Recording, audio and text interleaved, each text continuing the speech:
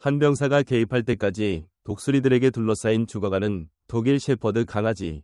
그는 간신히 숨을 쉬고 있었다. 몇 주밖에 되지 않은 독일 셰퍼드 강아지가 먼지 속에서 떨고 있었다. 갈비뼈가 드러나고 눈은 흐릿했으며 움직일 힘도 없었다. 그 주위에는 배고프고 무자비하며 인내심 있는 독수리들이 점점 더 가까이 다가오고 있었다. 대부분의 사람들은 외면했겠지만 한 남자는 그러지 않았다. 휴가 중이던 미군 병사 김민주는 경상북도의 뜨거운 시골길을 운전하던 중 그 강아지의 눈에서 무언가를 보고 차를 세웠다. 그가 한 행동은 강아지의 운명뿐만 아니라 자신의 운명도 바꾸었다. 이 이야기는 잊혀진 개가 죽음의 문턱에서 새로운 목적과 한 병사와의 유대를 찾는 이야기다. 그들 사이에 일어난 일은 충성, 두 번째 기회, 그리고 아무도 싸워주지 않을 때 생명을 위해 싸운다는 것이 무엇인지에 대해 당신이 아는 모든 것을 의문하게 만들 것이다. 시작하기 전에 채널을 구독하고 이 비디오에 좋아요를 누르고 알림을 켜주세요. 여러분의 지원이 저희가 이와 같은 감동적이고 영감을 주는 이야기를 더 많이 전할 수 있게 도와줍니다. 준비되셨나요? 시작하겠습니다. 김민준 병장은 그날 멈출 계획이 없었다. 그는 경상북도 시골에 있는 할머니를 방문한 후 기지로 돌아가는 길이었다. 사막 같은 길이 끝없이 펼쳐져 있었다. 갈라진 아스팔트, 뜨거운 햇빛, 그리고 인적 없는 풍경. 그의 에어컨은 거의 작동하지 않았고 낡은 지프의 윙윙거리는 소리보다 더 큰 것은 밖의 침묵이었다. 그 침묵은 평화롭지 않았다. 죽음 같았다. 민주는 전쟁을 보았다. 해외에서 연기에 휩싸인 마을들이 사라지는 것을 보았다. 하지만 지금 눈앞의 고요함에는 무언가 불안한 것이 있었다. 뭔가 부자연스러운 것이었다. 그리고 그는 그것을 보았다. 처음에는 먼 곳에서 천조가리처럼 보였지만 가까이 다가가자 그의 위가 내려앉았다. 쓰레기가 아니었다. 살아있었다. 작고 움직이지 않는 강아지, 진흙으로 뒤덮인 털, 뼈가 드러난 갈비뼈, 길가에 비틀린 채 누워있었다. 그 주위에는 5마리 정도의 독수리들이 서서히 다가오고 있었다. 그들은 참을성 있게 기다리고 있었다. 민주는 브레이크를 밟았다. 지프에서 뛰어내리며 뒷좌석에서 크로우바를 집어들었다. 야! 그가 소리쳤다. 독수리들은 처음에는 움직이지 않았다. 한 마리는 날개를 더 넓게 펼치며 도전하는 듯했다. 그가 돌진하자 그들은 흩어졌지만 멀리 가지 않았다. 그들은 민준이 아직 모르는 것을 알고 있었다. 강아지는 아마 오래 버티지 못할 것이라는 것을. 민준은 강아지 옆에 무릎을 꿇었다. 독일 셰퍼드였다. 어쩌면 2달 정도 된 것 같았다.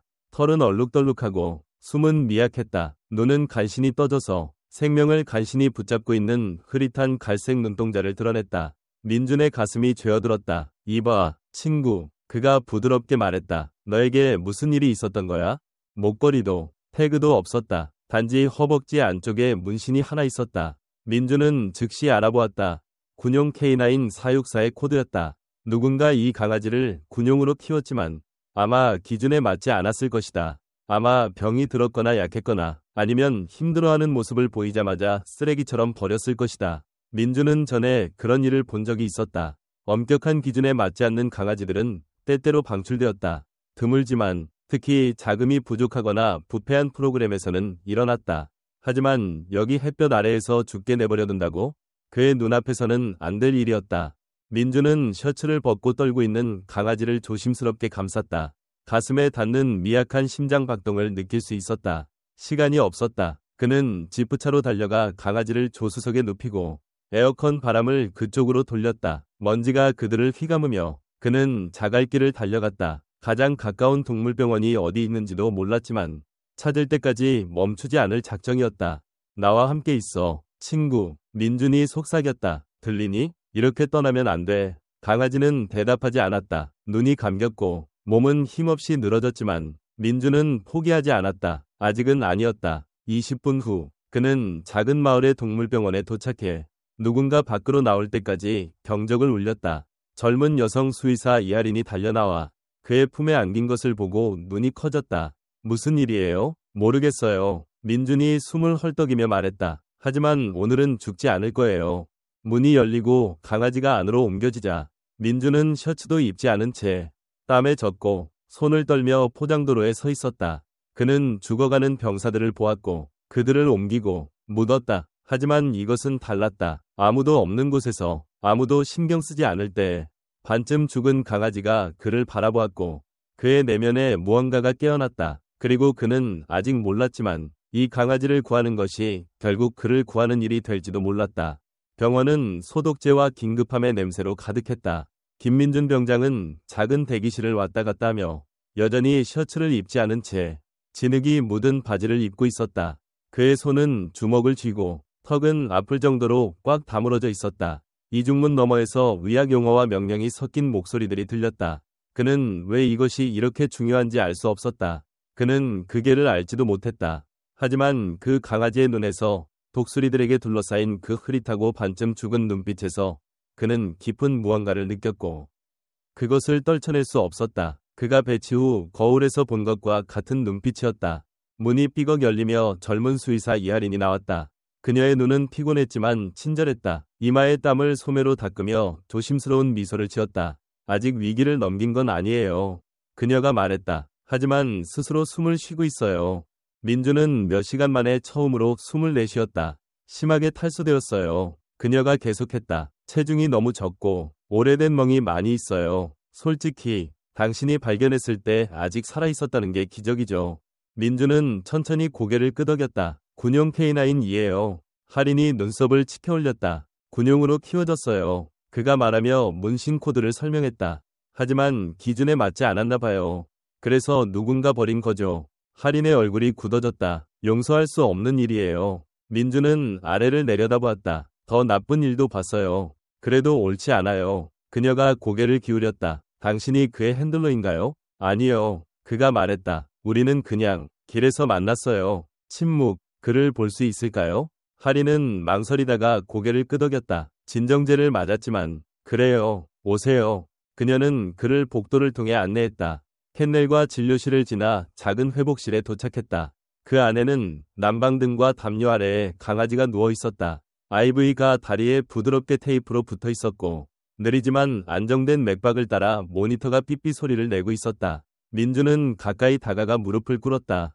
개는 연약해 보였다. 품종에 비해 너무 작고 귀는 머리에 비해 너무 컸으며 털은 얼룩덜룩하고 칙칙했다. 하지만 숨을 쉬고 있었다. 가슴이 작게 오르내리고 있었다. 이름이 없어요. 할인이 문가에서 부드럽게 말했다. 이름을 지어주시겠어요? 민주는 눈을 깜빡였다. 생각해본 적이 없었다. 이름은 영구적인 것을 의미했고 그를 주장하고 돌보는 것을 의미했다. 그는 자신이 그를 키울 수 있을지조차 몰랐다.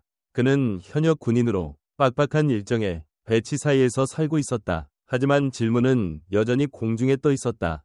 그는 강아지가 죽음이 그를 둘러쌀 때도 버틴 방식을 생각했다. 용기. 그가 속삭였다. 그의 이름은 용기예요. 할인이 미소를 지었다. 잘 어울리네요. 다음 2시간 동안 민주는 거의 움직이지 않고 테이블 옆에 앉아 있었다. 그는 강아지의 숨을 지켜보며 오르내림을 세었다. 그의 전화가 울렸다. 기지에서 친구들로부터 온 문자들. 하지만 그는 모두 무시했다. 그는 지금 다른 곳에 있었다. 정신적으로 임무와 마감에서 멀리 떨어져 있었다. 한순간 용기가 움직였다. 눈꺼풀이 떨리며 발이 경련했다. 그러더니 본능에 이끌리듯 그의 작은 몸이 민준을 향해 살짝 돌았다. 간신히. 하지만 충분했다. 민준은 손을 뻗어 강아지의 머리를 부드럽게 만졌다. 내가 있어. 그가 속삭였다. 너는 혼자가 아니야. 할인이 나중에 들여다보았고 문가에서 멈추었다. 그녀는 병사가 조용히 보호적으로 앉아있는 모습을 보았다. 그의 눈은 옆에 있는 연약한 몸을 떠나지 않았다. 그리고 그녀는 이것이 단순한 구조가 아니라는 것을 알았다. 이것은 구원이었다. 그날 저녁 해가 지평선 뒤로 떨어질 때 민주는 그의 지휘관에게 전화를 걸었다. 휴가를 연장해야 합니다. 괜찮아, 민준? 상대방이 물었다. 제가 방금 임무를 맡은 것 같습니다. 잠시 침묵이 흘렀다. 그게와 관련된 건가? 민주는 처음에는 대답하지 않았다. 그는 잠들어 있고 치유되고 있는 용기를 내려다보았다. 네, 그가 마침내 말했다. 바로 그거예요. 그는 다음에 무슨 일이 일어날지 몰랐지만 한 가지는 확실했다. 그 강아지는 더 이상 먼지길로 돌아가지 않을 것이다. 그가 숨 쉬는 한, 어쩌면 용기를 구하는 것이 그를 구하는 첫걸음일지도 모른다. 사흘 후, 용기는 위기를 넘겼고 이제 경상북도 외곽의 작은 에어비앤비 임시 게스트룸 구석에 부드러운 담요 위에 누워 있었다. 병원은 엄격한 지시와 함께 퇴원을 허가했다. 수분 공급, 부드러운 음식, 지속적인 온기, 최소한의 스트레스. 하지만 용기는 더 이상 생존하는 것이 아니었다. 그는 싸우고 있었다. 그가 흔들리는 다리로 처음 섰을 때 온 힘을 다했다. 발이 나무 바닥에서 조금 미끄러졌지만 넘어지지는 않았다. 민주는 숨을 참으며 강아지가 두 걸음을 천천히 걷다가 다시 담요 위로 쓰러지는 것을 지켜보았다. 민주는 무릎을 꿇고 속삭였다. 그렇지, 내가 말하는 게 그거야. 죽음의 문턱에 있던 개에게 매 순간의 진전은 승리였다. 하지만 민준에게 그 승리들은 더 깊은 무언가를 일깨웠다. 그는 전에 힘을 본 적이 있지만 이렇게 작고 조용한 힘은 아니었다. 용기는 거의 짖지 않았다. 아직 꼬리를 흔들지 않았다. 그는 여전히 갑작스러운 움직임에 움찔했고 한 번은 잠에서 부드럽게 으르렁거렸다. 트라우마, 할인이 말했다. 육체적인 것만이 아니에요. 민주는 트라우마를 너무 잘 이해했다. 밤이 최악이었다. 용기는 잠에서 경련을 일으키며 작은 윈퍼링, 몸이 긴장되고 귀가 납작해졌다. 그리고 매번 민주는 침대에서 일어나 바닥에 누워 손을 강아지의 옆구리에 올려놓고 그가 혼자가 아니라는 것을 알리기 위해 넌센스를 속삭였다. 어느 밤 바람이 창문의 나뭇가지를 두드리자 용기는 옐프하며 일어나 패닉에 빠져 원을 돌았다. 민주는 즉시 옆에 무릎을 꿇었다. 쉬, 괜찮아. 그가 중얼거렸다. 너는 안전해. 이제 안전해. 강아지는 그의 품에서 떨었고 민주는 가슴이 찌르는 듯한 무게를 느꼈다. 치유되고 있는 것은 개만이 아니었다. 그도 마찬가지였다. 수년간 민주는 기억을 묻었다. 폭발, 피, 돌아오지 못한 친구들의 장례식. 그는 말하지 않는 메달을 달고 운이 좋으면 밤에 4시간 잤고 사람들에게 괜찮다고 말했다. 하지만 이 연약한 생명체가 그 갑옷을 뚫었다. 그는 더 이상 괜찮을 필요가 없었다.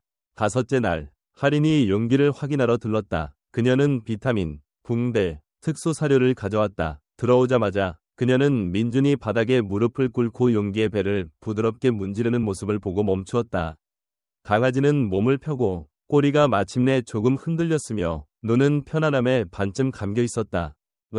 할인이 부드러운 웃음과 함께 말했다. 누군가 자신의 사람을 찾은 것 같네요. 민준이 올려다보며 며칠 만에 처음으로 미소를 지었다. 진짜로요. 이제 나를 따라다녀요. 그가 말했다. 한 걸음 떼면 바로 따라와요. 심지어 화장실도 혼자 갈 수 없어요. 할인이 그의 옆에 무릎을 꿇었다. 그건 신뢰예요. 당신이 얻은 거죠. 민준의 얼굴이 진지해졌다. 아직도 무서워해요. 마치 모든 것이 사라질 것을 기다리는 것 같아요. 개들은 트라우마를 잊지 않아요. 그녀가 부드럽게 말했다. 하지만 사랑은 더 많이 기억해요. 용기가 발을 뻗어 조심스럽게 할인의 손을 킁킁거렸다. 그러더니 놀랍게도 그녀의 손가락을 한번 핥고 다시 민준 옆에 앉았다. 봤죠? 그녀가 속삭였다. 안전을 믿기 시작했어요. 그날 저녁 민준은 용기를 밖으로 데리고 나갔다. 경상북도의 일몰이 하늘을 깊은 주황과 보라색으로 물들였다. 처음으로 강아지는 풀밭을 킁킁거리며 먼 소리에 머리를 들었다. 새, 차, 비행기, 민준이, 용기 라고 부르자 강아지는 귀를 쫑긋 세우고 그에게 달려왔다. 비틀거리며 서툴지만 빠르게 민준은 자신이 몇 년간 들어보지 못한 진짜 깊은 웃음을 터뜨렸다. 너는 점점 더 강해지고 있어. 그가 쪼그려 앉으며 말했다. 너는 싸움꾼이야. 용기가 그의 부츠를 발로 차며 부드럽게 징징거렸다. 그러더니 예상치 못하게 그의 머리를 민준의 가슴에 눌렀다. 작고 따뜻한 단순한 편안함 이상의 연결의 제스처였다. 민준은 목이 메어왔다. 오랜만에 누군가가 그를 필요로 했다. 계급 때문이 아니라 의무 때문이 아니라 그가 돌보는 사람이기 때문에. 그날 밤 그들이 바닥에 함께 잠들었을 때 병사와 강아지, 폭풍이 몰아쳤지만 둘 다 움찔하지 않았다. 다음날 아침은 빛을 가져오지 않았다. 두꺼운 회색 구름이 하늘에 낮게 드리워져 단순한 비가 아닌 무언가를 암시했다. 변화, 시험. 김민준은 일찍 일어났다. 그의 몸은 폭풍이 오기 전에 감지하는 법을 알고 있었다. 그는 커튼을 열고 바람이 마당을 휩쓸며 먼지가 경고신호처럼 공중으로 소용돌이치는 것을 지켜보았다. 용기는 이미 일어나 침대 발치에 앉아 있었다. 그는 더 이상 아침에 떨지 않았지만 그의 귀는 밖의 바람 소리에 따라 움직였다. 그의 본능은 민준처럼 날카로웠다. 둘 다 무언가가 오고 있다는 것을 알고 있었다. 정오가 되자 바람은 폭력적으로 변했다. 비가 시트처럼 쏟아져 에어비앤비의 지붕을 총소리처럼 두드렸다. 작은 라디오에서 지역 뉴스가 흘러나왔다. 경상북도 전역에 돌발 홍수 경보.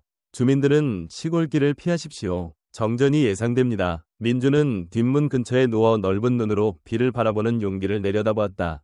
우리는 여기 있을 거야. 민준이 중얼거렸다. 이 길을 위험하게 만들지 않을 거야. 하지만 가만히 있는 것이 안전하다는 의미는 아니었다. 오후 3시 42분 전기가 나갔다. 불이 한번 깜빡이고 어둠이 찾아왔다. 침묵. 용기는 귀를 뒤로 젖히고 꼬리를 말며 갑작스러운 어둠에 놀랐다. 민준도 놀랐지만 겉으로는 드러내지 않았다. 그는 침착하게 손전등을 집어들고 촛불을 몇 개 켰다. 그냥 전기가 나간 거야. 그가 부드럽게 말했다. 우리는 괜찮아. 너와 나, 알겠지?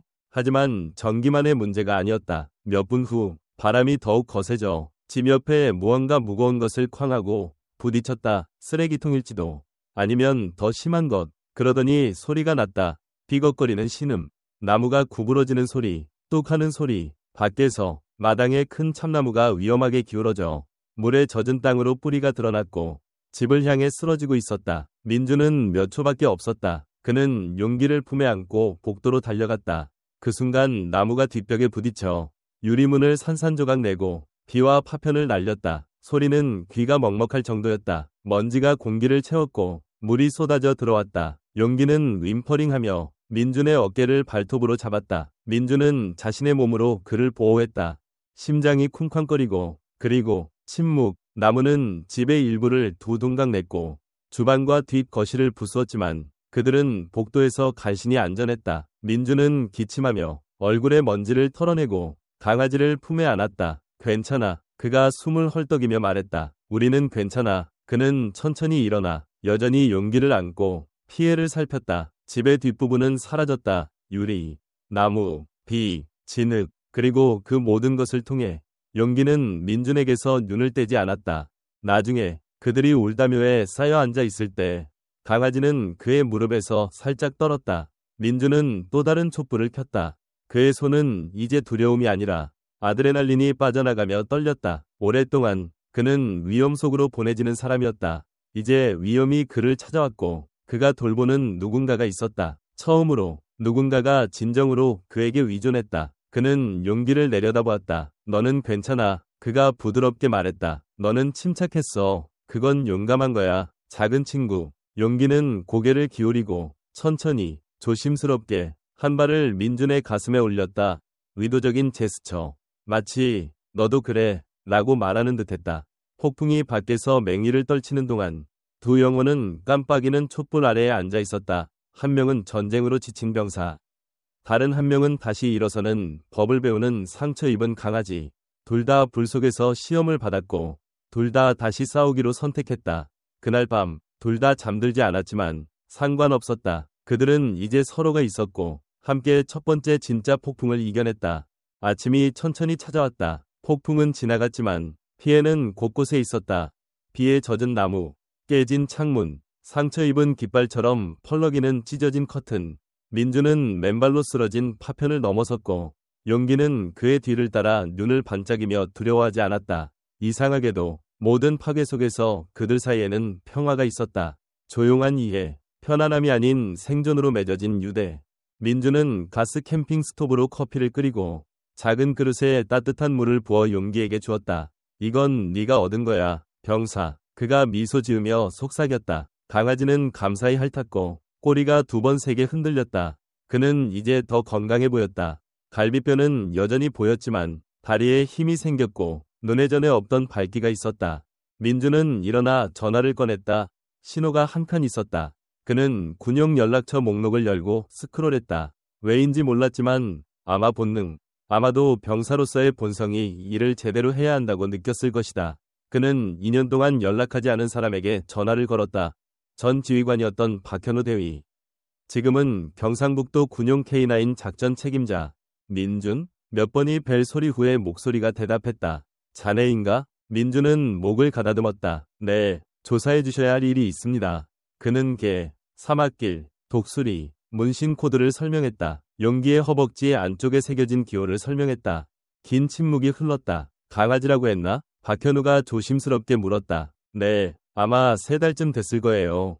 왜요? 또 다른 침묵. 민준. 박현우가 목소리를 낮추며 말했다. 문신 사진을 보내주게. 민준은 눈살을 찌푸렸지만 용기 옆에 쪼그려 앉아 희미한 문신을 선명하게 찍어보냈다. 10분 후 박현우가 전화를 걸어왔다. 그의 목소리는 더 이상 침착하지 않았다. 그 개는 죽었다고 보고되었네. 민준은 얼어붙었다. 무슨 말씀이세요? 그는 기밀 사육 프로그램의 일부였어.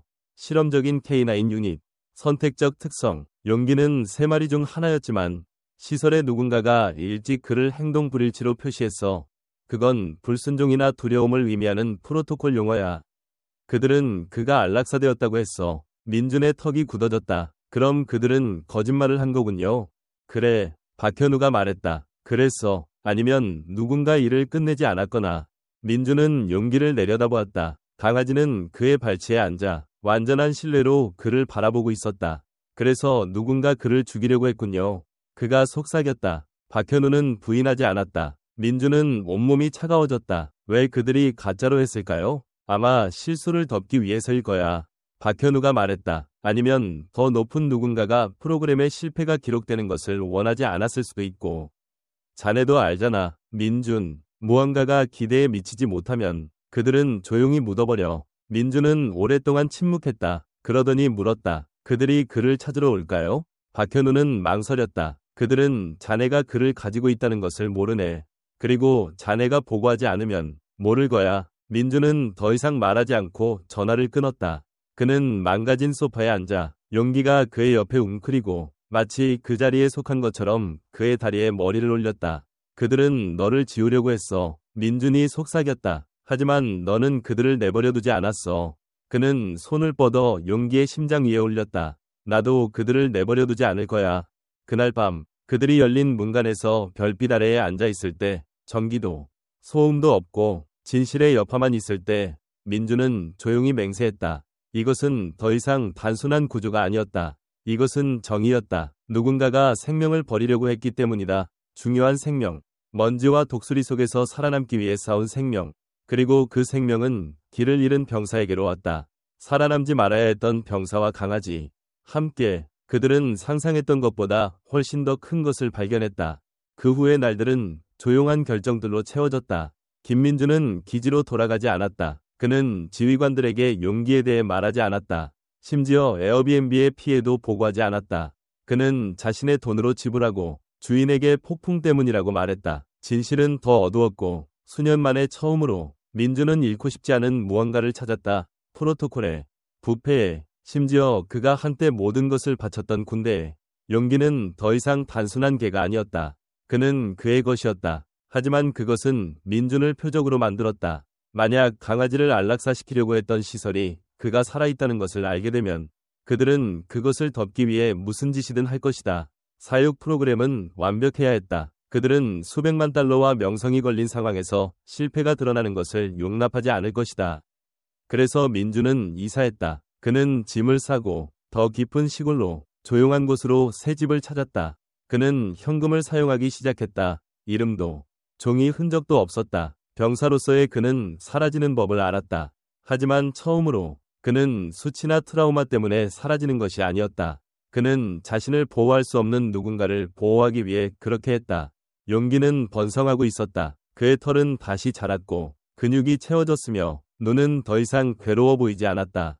그는 다시 짖기 시작했다. 두려움이 아니라 힘으로. 그는 마당을 뛰어다니며 나비를 쫓고 꼬리를 발 아래에 넣고 자는 것을 멈췄다. 하지만 민준은 그들이 아직 안전하지 않다는 것을 알았다. 그는 매일 밤 부엌 테이블에서 문서들을 펼쳐놓고 오래된 연락처, 수의사 보고서, 그가 가질 수 없는 군사 파일들을 검토했다. 그는 용기를 숨기기 위해서가 아니라 그에게 행해진 일을 폭로하기 위해 사례를 만들기 시작했다. 하리는 자주 전화해 강아지의 상태를 확인하고 도움을 주었다. 그녀는 심지어 경상북도에 있는 동물 권리 변호사와 연락을 취했다. 조용히, 조심스럽게, 이건 쉽지 않을 거예요. 그녀가 경고했다. 이게 공개되면 그들은 당신도 묻으려고 할 거예요. 민준은 고개를 끄덕였다. 그럼 내가 먼저 파야겠군요. 어느 날 밤, 용기에게 기본 명령을 훈련시킨 후 민준은 현관에 앉아 해가 지평선으로 스며드는 것을 지켜보았다. 용기는 그의 옆에 누워 침착하고 안정적이었다. 이제 네가 물어뜯을 수 있어. 민준이 강아지의 머리를 쓰다듬으며 중얼거렸다. 그냥 짖는 게 아니라. 걔는 고개를 기울이며 그를 바라보았다. 너는 강해, 용기. 너는 살아남지 말았어야 했지만 살아남았어. 그건 실수가 아니야. 그건 메시지야. 그리고 구조 이후 처음으로 용기는 예상치 못한 행동을 했다. 그는 네 발로 일어나 앞으로 나아가 두 앞발을 민준의 무릎에 올렸다. 그는 가까이 다가가 코를 얼굴에 대고 한번 부드럽게 턱을 핥았다. 그러고는 앉아서 눈을 떼지 않았다. 그것은 단순한 애정이 아니었다. 이해였다. 그리고 그 순간 민준은 알았다. 그들은 더 이상 도망치지 않을 것이다. 그들은 준비하고 있었다. 바로 다음 날 아침 그는 할인에게 전화해 말했다. 이걸 공개할 겁니다. 확실해요? 나를 위해 하는 게 아니에요. 그들이 버린 모든 강아지를 위해 하는 거예요. 마치 중요하지 않은 것처럼. 그는 증거예요. 살아있는 증거. 할인은 긴 숨을 내쉬었다. 그럼 제대로 합시다. 함께. 그들은 모든 것을 정리하기 시작했다. 용기의 의료 기록, 회복 사진, 위조된 사망 보고서, 민준의 군사 증언. 할인은 주 수의사 증인으로 활동할 것이다. 동물 권리 변호사는 그들이 책임 있는 시설의 K9 부서에 대해 연방 불만을 제기하는 데 도움을 줄 것이다. 하지만 정의의 바퀴가 돌기 시작하면서도 민준은 그들이 강하게 밀어붙일 것임을 알았다. 그리고 다음에 누군가 그의 문을 두드릴 때 친절하지 않을 수도 있다. 하지만 이번에는 그는 혼자가 아니었다. 그는 옆에 있는 개를 내려다보았다. 더 강해지고 더 건강해지고 용감해졌다. 그들은 둘 다 생존자였고 둘 다 버려지고 상처 입었다. 하지만 이제 그들은 싸움꾼이었다. 그리고 민준은 싸울 것이다. 용기를 위해서만이 아니라 진실을 위해서. 왜냐하면 이것은 더 이상 단순한 구조가 아니었기 때문이다. 이것은 전쟁이었다. 그들은 법원 계단에 함께 섰다. 바람은 차가웠지만 용기는 움찔하지 않았다. 그는 생존자 보호자라고 적힌 검은색 서비스 조끼를 입고 꼿꼿하게 앉아 있었다. 기자들이 질문을 외쳤고 카메라가 번쩍였다. 민준은 많은 말을 하지 않았다. 그럴 필요가 없었다. 사진이 말보다 더 크게 말했다. 사막에서 쇠약해진 용기의 몸, 독수리, 충돌, 치유, 유대, 사건이 공개되자 모든 것이 바뀌었다. 그를 지우려고 했던 시설은 폐쇄되었다. 조사가 시작되었다. 생명들이 구해졌다. 하지만 민준이 그것을 한 이유는 아니었다. 그는 한 상처 입은 강아지가 그의 영혼을 들여다보며 다시 무언가를 위해 싸우는 것, 다시 믿는 것, 다시 느끼는 것이 무엇인지 상기시켰기 때문에 그렇게 했다. 몇 달 후 그들은 경상북도 외곽의 작은 목장으로 이사했다. 조용하고 개방적이고 안전한 곳. 용기는 여전히 매일 밤 민준의 옆에 웅크리고 잤다. 그리고 매일 아침 해가 뜨면 그들은 함께 달렸다. 병사와 개, 잊혀지지 않기를 거부한 두 생존자. 세상이 그를 죽음으로 내버려 뒀을 때 한 남자가 나타나 그에게 이름을 주었다. 용기.